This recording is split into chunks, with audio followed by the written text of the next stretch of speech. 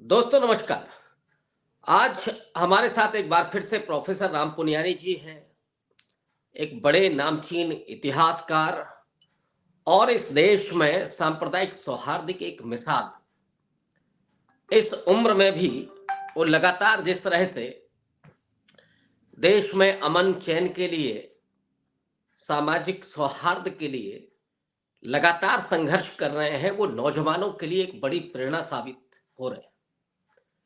क्योंकि लोग जब देखते हैं उनको कि वो इस उम्र में भी भारतीय जनता पार्टी आरएसएस के हिंदुत्व के उस कुहासे को चीर करके सही तथ्यों को सामने रखते हैं, व्हाट्सएप यूनिवर्सिटी के उस पूरे ज्ञान को, जो ज्ञान नहीं अज्ञान है, अंधकार है, उसको जब वो अपने ज्ञान की ज्वाला से मिटाते हैं तो लोग गदगद हो जाते हैं। और यही वजह है कि प्रोफेसर राम पुनियानी जी की ख्याति इस देश के पूरे हिस्से में है, क्या उत्तर क्या दक्षिण, खुद मुंबई में है और लगातार सब जगह बुलाए जाते हैं। लोग उनको सुनने के लिए बेचैन रहते हैं क्योंकि सच जानने के लिए लोग ललायत हैं और सच कहने के लिए लगातार कोशिश और संघर्ष करते हुए प्रोफेसर राम पुनियानी जी।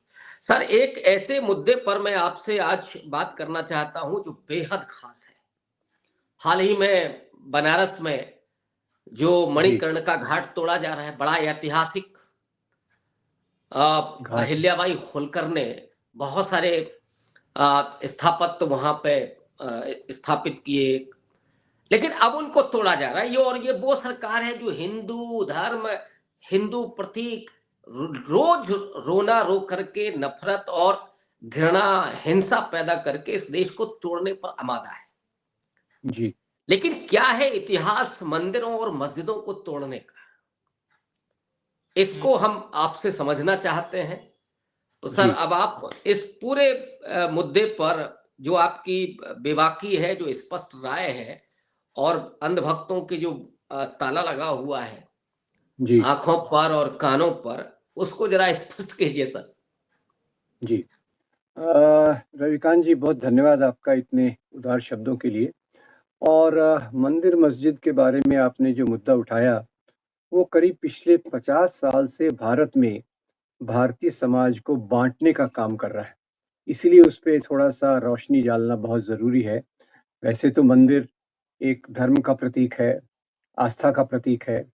मस्जिद भी एक धर्म का प्रतीक है, आस्था का प्रतीक है। पर जो प्राचीन काल से अगर हम देखें, उसका लगातार एक इतिहास देखें, तो राजाओं ने इसको अपने राजनीति का एक मोहरा बनाया। और जैसा कि हम सब जानते हैं कि हिंदू मंदिरों में तो चढ़ावा भी बहुत आता है, संपत्ति के बहुत बड़े केंद्र भी बन गए, कई जगह व्यापार के केंद्र भी थे, बाज़ार भी लगता था। तो मंदिर एक प्रकार से बहुत सारी चीज़ें समाज में करता था।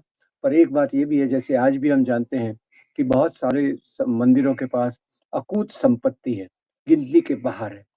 और वो संपत्ति इतनी है कि वहीं के जो मुख्य पुजारी हैं, उस संपत्ति में खुद ही वो सेंध लगा रहे हैं।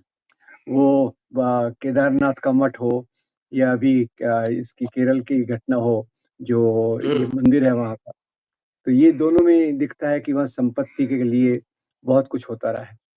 दूसरा, मंदिर कई बार राजा के लिए एक प्रतीक के रूप में भी काम करता था, कि जैसे भारतीय समाज में हमारे यहाँ तो कुल देवता बहुत हैं। और यहाँ के जैसे हिंदू राजाओं की बात करें, मुसलमान राजा तो 11वीं शताब्दी के बाद से ही उनका वर्णन चालू होता है। भले ही इस्लाम पहले आ गया था, पर मुसलमान राजाओं का तो वर्णन 11वीं शताब्दी के बाद से होता है। और उसके पहले भी आप देखें, तो हिंदू राजाओं में आपस में जब लड़ाई तो होती थी, कोई लड़ाई धर्म को नहीं देखती। लड़ाई तो राजा लोग करते हैं ताकि उनकी सत्ता का विस्तार हो, संपत्ति का विस्तार हो, उनके सैनिकों को लूट-पाट करने का और दूसरे खराब काम करने का मौका मिले। ये राजाओं के बीच की लड़ाई, इसका वैसे तो धर्म से कोई भी लेना-देना नहीं है। फिर भी मैं आपको याद दिला दूँ कि कई राजाओं ने क्रूसेड शब्द का इस्तेमाल किया, सत्ता के विस्तार के लिए। कइयों ने जिहाद का इस्तेमाल किया, सत्ता के विस्तार के लिए। और कई लोग यहाँ धर्म युद्ध, जैसे आप जानते हैं कि जो राजा को चक्रवर्ती बनना था, वो घोड़ा छोड़ देता था और जहाँ तक घोड़ा जाता था, वो राज्य उसका हो जाता था। बड़ा एक सिस्टम उस प्रकार से था। तो ये इसको धर्म युद्ध कहा जाता था। अब युद्ध में तो लड़ाई होती है, बेगुनाह लोग मारे जाते हैं, आम लोगों की संपत्ति लूटी जाती है, तो उसके साथ धर्म का शब्द आप कैसे इस्तेमाल करते हैं? मेरे नज़दीक, मेरे पास तो धर्म का केवल एक ही मतलब होता है, वह इंसानियत के मूल्य, समाज के प्रति प्यार और ये तो जबकि ये राजाओं की लड़ाई वो क्रिश्चियन राजा हों, मुसलमान राजा हों, हिंदू राजा हों, इन्होंने अपने युद्धों को, विस्तारवाद के युद्धों को धर्म से जोड़ दिया। तो क्रूसेड आ गया, जिहाद आ गया, धर्म युद्ध आ गया। तो ये एक मोटे तौर पे बात हो गई। और दूसरी तरफ से मंदिर के साथ जैसे हमने देखा कि वो राजा का एक प्रतीक भी होता था। जो राजा का कुल है, उसके हिसाब से उसका एक कुल देवता का मंदिर होता था। तो मंदिर तोड़ने का सबसे पहला विवरण जो हम देखते हैं, वो रिचर्ड ईटन बताते हैं, प्री मुस्लिम इंडिया में जब 2 हिंदू राजा आपस में लड़ते थे, तो जीतने वाला हिंदू राजा हारने वाले हिंदू राजा के कुल देवता को तोड़कर वहाँ खुद का कुल देवता स्थापित करता था। इसके 2 अच्छा। कारण, इसके अब लॉजिक से 2 कारण, एक पहला तो हारे हुए राजा का अपमान करना और दूसरा प्रजा को संदेश देना कि अब से यहाँ का राजा मैं हूँ, आपको जो टैक्स देना है, लगान देना है, जो राजा की सबसे केंद्रीय इनकम थी, वो मुझे देना है। ये पहला रिचर्ड ईटन के इस महत्वपूर्ण लेखों से जो फ्रंटलाइन दिसंबर 95 और जनवरी 96 के 2 इश्यूज़ में लंबा लेख आया था। रिचर्ड ईटन कोई ऐसे उथले इतिहासकार नहीं है, वो आर्कियोलॉजी भी जानते हैं, इतिहास भी जानते हैं। तो ये हमको एक पहला विवरण मिलता है हिंदू मंदिरों के तोड़े जाने का। अब इसके बाद कई मुसलमान उस समय जैसे कई मुसलमान राजा बाहर से आए, पर वो आए यहाँ मुख्य रूप से तो हर एक राजा विस्तार करता है। हिंदू राजा भी बाहर गए, मैं आपको बता दूँ, चोला राजा श्रीलंका, मलेशिया यहाँ तक गए, लूट-पाट करके लाए, वहाँ से गुलाम भी बना के लाए। उस समय ये भी एक प्रथा थी, गुलाम बनाने की। तो ये लोग वहाँ से लूट-पाट करके आए और जो युद्ध होता है उसमें सैनिक लोग लूट-पाट के अलावा जो सेक्सुअल वायलेंस रहता है, उस पे भी कोई लगाम नहीं रहती। लैंगिक हिंसा वो पहले भी होती थी और अभी की सेनाएँ भी जगह-जगह करती हैं। तो इसमें हिंदू-मुसलमान का सवाल नहीं है। चोला चालुक्य दक्षिण पूर्व एशिया में गए और यहाँ कई जैसे गजनी, गौरी जैसे लोग आए, चंगेज़ खान जैसे लोग आए। उन्होंने यहाँ के शहरों को लूटा, मंदिरों को लूटा और लूट-पाट करके चले गए। ऐसे ही आपको बता दूँ कि मराठा सेनाओं का भी ऐसा लूट-पाट का काफ़ी वर्णन इतिहास में मिलता है। और इस समय जो एक गज़नी का हमने पिछली बार चर्चा की थी, तो गज़नी का भी महमूद गज़नवी का भी मुख्य उद्देश्य एक संपत्ति के लिए था, क्योंकि सोमनाथ में 2000 सोने की दीनारों के बराबर की संपत्ति थी। अब मूर्ति तोड़ना तो बहाना था, क्योंकि इस्लाम में मूर्ति पूजा वर्जित है और वो कहते हैं कि ये अलग-अलग बुत पूजा को वो गलत मानते हैं। अब बहाना इसका है और कारण संपत्ति का है। अब उसी प्रकार से जैसे कई उसी दौर में औरंगज़ेब के द्वारा ये जो रिचर्ड ईटन का फिर से मैं उल्लेख करता हूँ, क्योंकि वो उनका जो वर्णन है बहुत ऑब्जेक्टिव है, बहुत तार्किक है। तो उन्होंने बताया अभी तो ऑड्रे ट्रश के जो हैं उनकी किताब औरंगज़ेब पे आई है, इंडियन हिस्ट्री पे आई है। वो भी यही बताते हैं कि औरंगज़ेब ने 10-12 मंदिर तोड़े होंगे, पर साथ ही साथ ये भी बताते हैं कि बहुत सारे मंदिरों को दान भी दिया। ये जैसे हमने शायद पिछली बार भी कहा था, कामाख्या देवी का मंदिर हो आसाम में या फिर चित्रकूट का बालाजी का मंदिर हो, उज्जैन में महाकालेश्वर का मंदिर हो, वृंदावन में भगवान कृष्ण का मंदिर हो, इसको दान भी दिए गए। तो ये इसको धर्म से जोड़ना और उसके आधार पे मुसलमान राजाओं के खिलाफ नफ़रत फैलाना, मुसलमानों के खिलाफ नफ़रत फैलाना, ये एक चाल थी जो पहले ब्रिटिश इतिहासकारों ने ब्रिटिश काल में शुरू हुई। और ब्रिटिश काल में भी क्यों शुरू हुई? उन्होंने देखा यहाँ के लोग तो मिले-जुले हैं। मुसलमान राजा के बड़े अधिकारी हिंदू हैं, हिंदू राजा के अधिकारी मुसलमान हैं। ये मेल-जोल समाज में ही नहीं, पूरे हमारे प्रशासन में भी था। तो उसको हिंदू-मुसलमान के आधार पे अंग्रेज़ों ने इतिहास का पीरियडाइज़ेशन भी कर दिया। हिंदू युग, मुस्लिम युग, ब्रिटिश युग, ये जेम्स मिल करते हैं। पर जबकि अब हिंदू युग आप कहते हैं तो हिंदू शब्द ही काफी लेट आया था, 8वीं शताब्दी से शुरू होके 13वीं शताब्दी में मजबूत हुआ, 19वीं शताब्दी में उसका और मतलब आया। तो इसकी एक अलग यात्रा है। तो पर ब्रिटिश इतिहासकारों को यहाँ एक बाइनरी खड़ी करना था, हिंदू बनाम मुस्लिम, एक दूसरे को लड़वा के खुद की सत्ता को मजबूत करना था। तो उसके चलते उन्होंने खास तौर से मुसलमान राजाओं के खिलाफ जो इतिहास लिखवाया, और उसमें दूसरी एक बात होती है, एक तो कम्युनल हिस्टोरियोग्राफी वर्ड है, यानी इतिहास लेखन का सांप्रदायिक तरीका, और दूसरी होती है सेलेक्टिव हिस्टोरियोग्राफी। सेलेक्टिव हिस्टोरियोग्राफी यानी आप चुन चुन के घटनाओं को बताएं जो आपके नैरेटिव के लिए ज्यादा उचित है। अब औरंगजेब ने मंदिर तोड़े, ये आपके लिए उचित है, पर औरंगजेब ने मंदिरों को दान दिया, गुरुद्वारा को दान दिया, ये आपके नैरेटिव में नहीं बैठते, तो वो उसको आप भुला दीजिए। तो इस पीरियड में जो मेरे ख्याल से 11वीं शताब्दी से 16वीं शताब्दी तक चला, उसमें कई राजा विस्तार, अपने राज्य का तो विस्तार करते ही थे, उसी के साथ साथ अलग अलग कारणों से मंदिरों को भी तोड़ा जाता था। उसमें सबसे प्रमुख तो संपत्ति है, उसके बाद सत्ता का सवाल आता है, सत्ता में आपका वर्चस्व। तो आप जब कोई मुसलमान राजा हिंदू राजा के खिलाफ लड़ाई करके जीत जाता था, तो वो हिंदू राजा का मंदिर तोड़ के धन संपत्ति कहीं होती थी, कहीं नहीं होती थी। तो ये हमने बात देखी। और देखिए, अब आज आप जो बात कर रहे हैं मणिकर्णिका घाट और दूसरा, तो ये भी कोई नया नहीं है। राजा हर्षदेव जो 11वीं शताब्दी के थे, जिनका वर्णन कल्हण की राज तरंगिणी में आता है, उन्होंने एक डिपार्टमेंट ही खोल दिया आज की भाषा में। एक ऑफिसर अपॉइंट कर दिया कि भैया तुम मंदिरों में जाओ, जो वहाँ सोने चांदी की मूर्तियां हैं, रत्न जड़ित मूर्तियां हैं, वो तोड़कर राज दरबार के लिए लाओ। और पत्थर की मूर्तियों के लिए तो आम लोग हैं, तो आम लोग भी परेशान नहीं होंगे, क्योंकि उनके लिए पत्थर की मूर्तियां तो बनी है। तो ये राजा हर्षदेव ने शायद सबसे ज्यादा मंदिर इन्होंने ही तोड़वाए।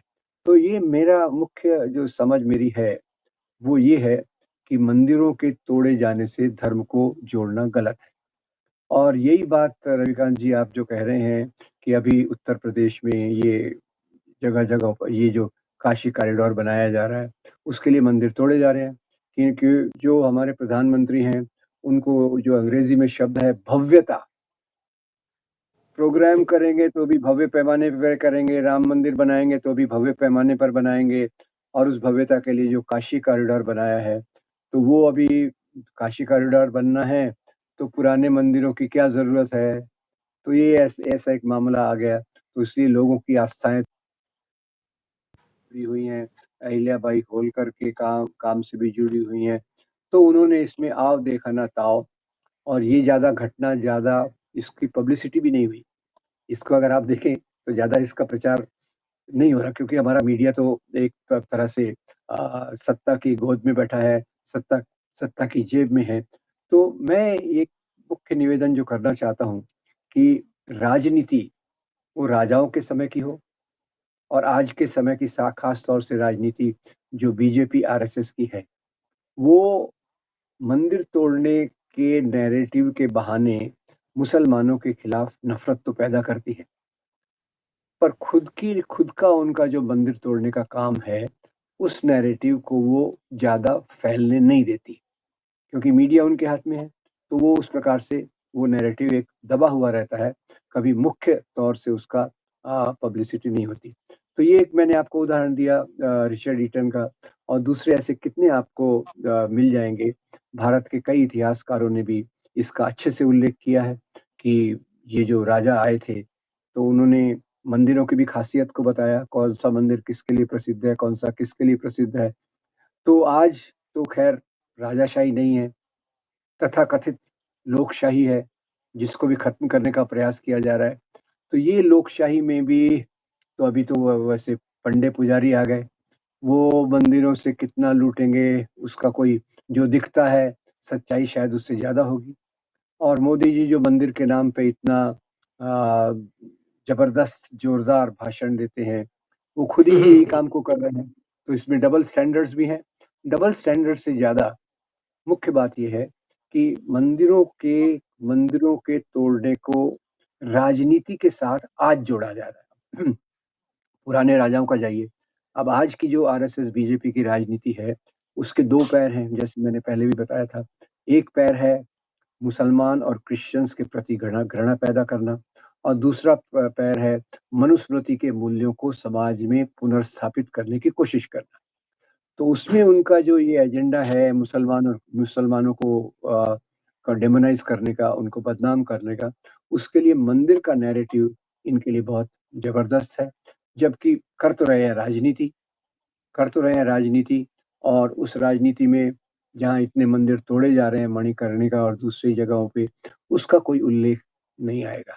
आएगा तो उल्लेख यही कि भाई वो बाबर ने ये किया, औरंगजेब ने ये किया और इन राजाओं ने किया। तो अभी तो और भी खतरनाक बात हुई। एक बहुत बड़े सरकारी ऑफिसर हैं, 81 साल की उम्र पे भी सरकारी सेवा में है। रविकांत जी सोचिए, ये सरकार उनको ओह, कितना फेवर करती होगी। 81 साल की उम्र पे सरकारी सेवा में है, और उन्होंने कहा कि भाई इतिहास की बातों का बदला लिया जाना चाहिए। अब मैं तो इस ओह, बात से अजीत परेशान हूँ। डोभाल। अजीत डोभाल, सही पहचाना आपने। तो अब आप बदला किससे लेंगे? जो राजाओं ने तोड़े वो तो मर गए, जो सैनिकों ने लूट-पाट की वो भी मर गए, तो आप बदला किससे लेंगे? उस धर्म के दूसरे लोगों से। जो हिंदू मंदिर तोड़े गए, उसका बदला किससे लेंगे? ये एक बहुत ही ऐसी देश को भ्रम में डालने वाली, नफ़रत को तेज़ी से फैलाने वाली बात की जा रही है, क्योंकि जो भी लोकतांत्रिक मूल्यों में मानता है, वो समाज में बदले की बात कर ही नहीं सकता। लोकतंत्र में बहुत सरल बात है, जो अपराधी है उसको सज़ा दो, और जो बेगुनाह है उसको संरक्षण दो। यहाँ तो अभी मामला उल्टा हो रहा है, अभी उसका सवाल नहीं है। वो मुसलमान राजा ने मंदिर तोड़े, इसलिए आज के मुसलमानों के से हमको बदला लेना है। हमारे गाँव लूटे गए। अब गाँव लूटे गए तो भैया गाँव में हिंदू भी थे, मुसलमान भी थे, तो किससे आप बदला लेंगे? ये जो मुसलमान हैं, केवल राजा तो नहीं थे। मुसलमानों का मेजॉरिटी तो गाँव में रहता था, दस्तकार था, किसानी करता था, इस प्रकार से जीवन यापन लेता था। तो हमारे अगर गाँव लूटे गए, तो किससे आप बदला लेंगे?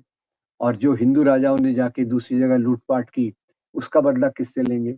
मराठा सेनाओं ने सूरत पे लूट-पाट की, किससे लेंगे बदला?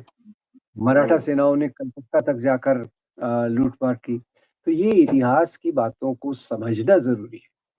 मेरी छोटी-सी समझ ये है कि इतिहास होता है हमें ये सिखाने के लिए कि इतिहास में जो गलतियाँ हुई, उससे सीख कर हम बेहतर मूल्यों को समाज में लाने की कोशिश करें। दलितों पे अत्याचार हुआ था, उसके खिलाफ काम करें।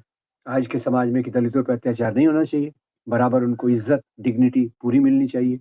स्त्रियों के खिलाफ होता था, अब जैसे सबसे मुझे मज़ाक की बात तो ये याद आती है, अब सती प्रथा का बदला सता प्रथा शुरू करके करेंगे क्या? कि पहले पुरुष के मरने के बाद स्त्री को सती किया जाता था, अब स्त्री के मरने के बाद पुरुष को सता करेंगे। ये एक ऐसी बात है, जिसका मुझे काफ़ी दर्द है कि भारत में ऐसी बातें आज चल रही हैं, जो भारत की आधारशिला भारतीय संविधान पे होना चाहिए। भारत के बड़े नेताओं ने जो हमको रास्ता दिखाया, उस पे होना चाहिए। उसके बदले हम इस प्रकार की बातें कर रहे हैं कि इतिहास का बदला लेंगे, और गलत समझ के आधार पे मंदिरों को केंद्र बिंदु रख के राजनीति के चला रहे हैं। जबकि आज करोड़ों रुपए, हज़ारों करोड़ों रुपए मंदिरों पे खर्चा किए जा रहे हैं, मूर्तियों पे खर्चा किए जा रहे हैं। अब इसमें दलितों के लिए कितने स्कूल खुल सकते हैं? अभी तो उल्टा हो रहा है। स्कूलों को बंद किया जा रहा है, मेडिकल कॉलेज को बंद करके सेलिब्रेशन किया जा रहा है। ये कौन से समाज में आ गए हैं रविकांत जी हम? इसके लिए काफ़ी एक दुःख और पीड़ा की बात है। हाँ, निश्चित रूप से, और ये चिंतन और चिंता दोनों का विषय है। जी। हम एक ऐसी सत्ता से पोषित हैं, जो धर्म के नाम पर, मंदिर के नाम पर लड़ाती तो है, लेकिन इस देश के नौजवानों को वो ना शिक्षा देना चाहती है, ना रोजगार देना चाहती है। जी। किसानों से उनके खेत छीन करके और अपने दोस्त अंबानी और अडानी को सौंपना चाहती है। जी। जो मणिकर्ण का घाट है, इतना पुराना, सदियों पुराना, जिसकी एक एक अपनी खासियत है, जी। उसको मिटा करके आप काशी कॉरिडोर बना रहे हैं। किसके लिए? धंधे के लिए। और वहां पर गुजराती जाएंगे, गुजराती वो यूपी का पूरा जो कॉरिडोर परियोजनाएं हैं, यहाँ पर कौन लोग हैं, मैं इस पर एक वीडियो करूंगा आने वाले समय में। जी जी जी जी जी। ये केवल बिजनेस मॉडल है और उसके लिए आप कुछ भी तोड़ देंगे, जबकि लोगों के दिमाग में ये कूड़ा कचरा भरेंगे कि साहब मुगलों ने तो ये किया था। लेकिन प्रोफेसर पुनियानी जी ने रेखांकित किया कि हर्ष जो कश्मीर का राजा था, उसने तो एक पूरा डिपार्टमेंट ही बनाया था, और क्यों मंदिर तोड़े जाते थे उसकी वजह, असली वजह क्या थी, वो उन्होंने रेखांकित की। मुझे उम्मीद है कि आप इससे जरूर सीखेंगे और कभी अपने इर्द गिर्द ऐसे लोगों के भ्रम को दूर करेंगे। सिर्फ आपका मामला नहीं, जो आपके आसपास लोग हैं जिनके दिमाग में कचरा भरा हुआ है, उसको निकालने के लिए इन तथ्यों को आप सामने रखें। प्रोफेसर पुनियानी जी जिन बातों को कह रहे हैं और जिन किताबों का जिक्र किया, जिस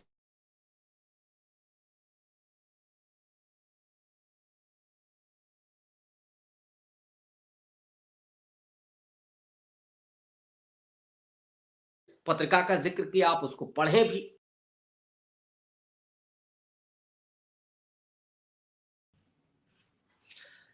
तो इन बातों पर आप अमल कीजिए और पढ़िए। मैं बहुत आभार व्यक्त करता हूं प्रोफेसर पुनियानी जी का कि वो लगातार जो काम कर रहे हैं वो मेरे प्लेटफॉर्म पर आकर के भी उन्होंने उन तथ्यों को रखा जिससे आप समझ सकें कि असल में मंदिरों को तोड़ने के पीछे की असलियत क्या थी, और आज की जो राजनीति धर्म और मंदिर में फंसाना चाहती है उसको आप समझ लें और उससे मुक्त हो जाएं। Sir, thank you very much sir, धन्यवाद सर। धन्यवाद, धन्यवाद रविका।